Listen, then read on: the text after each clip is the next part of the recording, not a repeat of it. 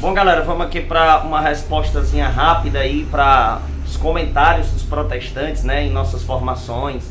Os caras entram lá e começam a comentar um monte de bobagem e é muito bom a gente esclarecer isso, porque esses mesmos comentários eles fazem com muitos católicos pessoalmente. Então, você tendo acesso aí a essas respostas, você se prepara mais para defender a sua fé, beleza?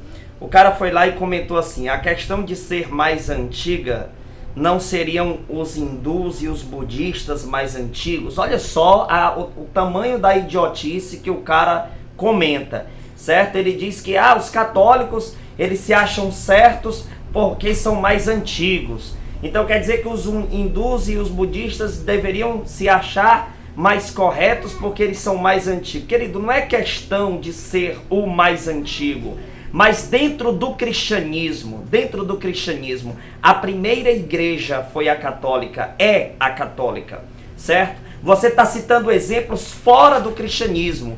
Fora do cristianismo não nos interessa. O que nós estamos falando é dentro do cristianismo. A primeira igreja cristã é a igreja primitiva, que é a igreja católica. Alguns dizem que não, a igreja primitiva não é a igreja católica. Então me mostra qual é então a igreja primitiva.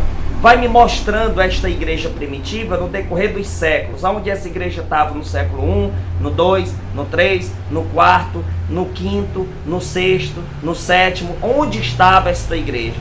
E se esta igreja primitiva é uma igreja protestante, como a de vocês, nessas igrejas inventadas, porque ali não são igrejas, são seitas inventadas pelo homem, por que então que as placas das denominações protestantes foram surgir só a partir de 1517 anos depois de Cristo? Me diga isso. Então, quando a gente fala que a igreja é a mais antiga, essa questão do mais antigo não é fora do cristianismo. E o fato de ser a mais antiga é sim a prova que nós temos que a igreja é verdadeira, que a igreja é a de Cristo. Por quê? Porque nós estamos falando dentro de uma realidade cristã. Aí o cara, para tentar desqualificar isso, ele vai lá e cita falsas religiões, né, fora do cristianismo. Nós estamos falando dentro do cristianismo, querido. Não é questão do mais antigo em si, mas do mais antigo no cristianismo, coisa que vocês protestantes não são. Se na Bíblia está falando de uma igreja, não pode ser uma protestante, porque a primeira protestante nasceu com 1517 anos depois de Cristo. Então que isso fique bem claro aqui para vocês, certo?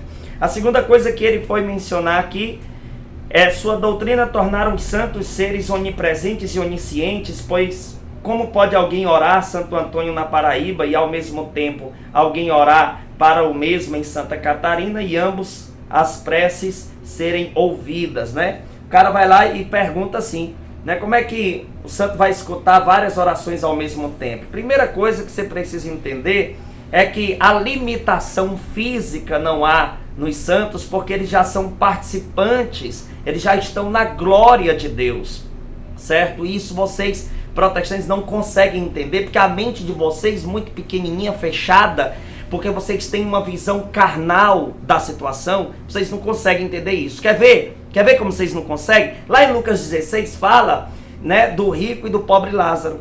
Depois que eles morreram conscientes, havia uma conversa com a separação de um abismo. Como é que eles conseguiam conversar com um abismo de separação? Me responde aí, protestante. Dentro dessa tua lógica aí, que os santos não podem saber o que está acontecendo na terra, porque eles não são onipresentes, oniscientes. Ora, os santos, eles são participantes da onipresença de Deus, participantes da onisciência divina. Eles são participantes.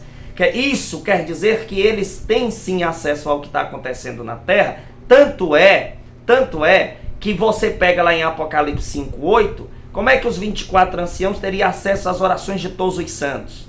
Né? Você pega Apocalipse 8:3, o único anjo ter acesso às orações de todos os santos. Como é que você sabe me explicar então, Apocalipse 6, do 9 ao 10, que os mártires estão clamando por justiça, dizendo a Deus para que seja feita a justiça com aqueles que estão na terra? Então quer dizer que eles estão sabendo o que está acontecendo na terra, não é? Eles sabem disso. Os santos, eles são participantes. Por quê? Existe o corpo místico de Cristo, que é a igreja.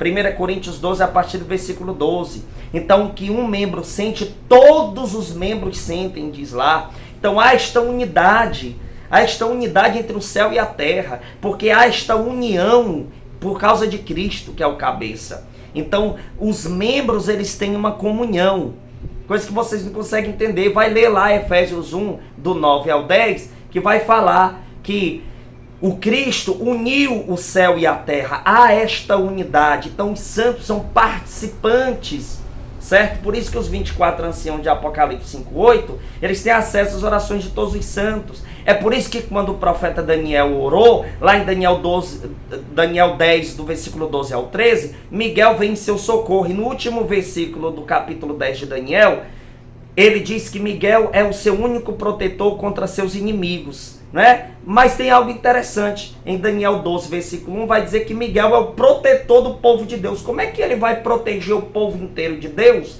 se ele não é onipresente e onisciente? Tá vendo? Vocês têm uma visão carnal.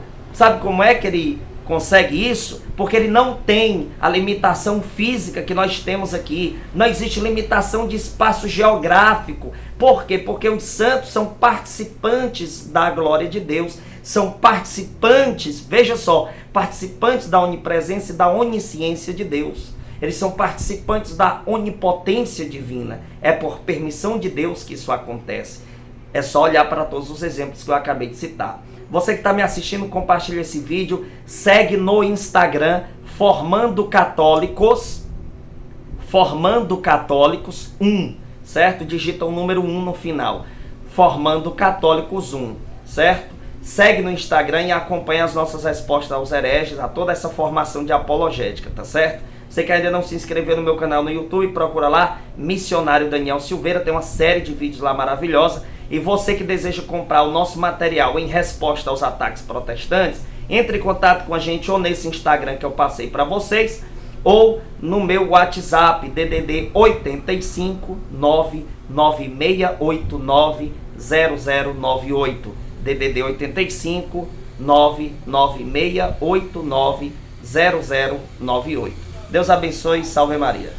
Compartilhem.